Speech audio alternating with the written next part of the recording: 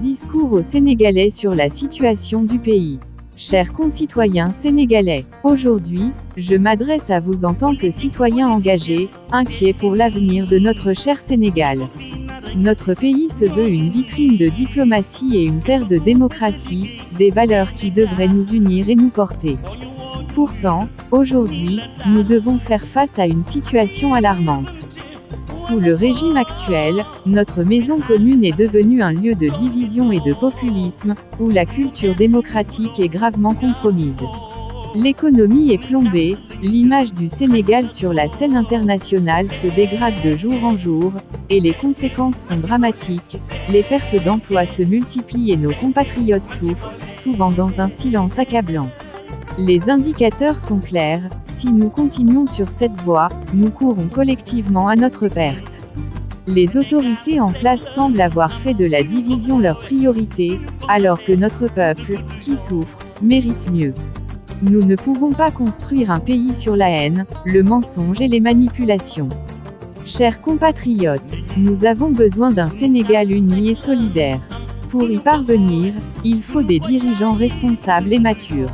Malheureusement, notre président voyage comme un simple courrier, tandis que notre Premier ministre se complaît dans l'irresponsabilité et le mépris des promesses faites.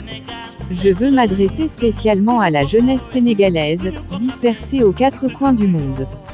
Vous vous êtes battus corps et âme, animés par l'espoir d'un projet de société.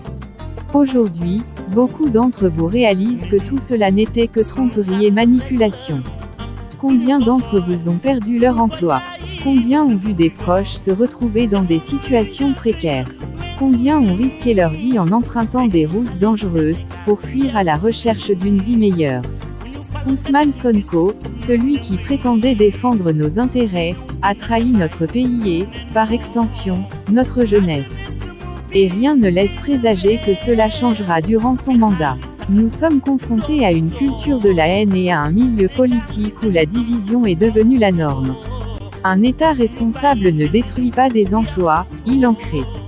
Or, les bailleurs de fonds ne font plus confiance au Sénégal. Pour la première fois depuis notre indépendance en 1960, nous avons un Premier ministre qui n'a plus de crédibilité. Ces mots ne sont que promesses vides, et à cause de ces déclarations mensongères, notre pays est sous le feu des projecteurs pour de mauvaises raisons. Nous assistons à des arrestations arbitraires, à des menaces contre les opposants, à des irrégularités inacceptables comme l'intrusion de la police dans la mairie de Dakar.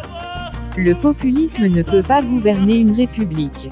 Le souhait le plus ardent d'Ousmane Sonko semble être d'accéder à la présidence avant 2029, mais à quel prix pour notre nation? Sénégalaises, Sénégalais, il est temps de nous unir pour défendre nos valeurs, notre démocratie et notre économie. Mobilisons-nous pour faire entendre notre voix et construire ensemble le Sénégal dont nous rêvons. Merci. Badara Diop, Sénégal, signe de la main.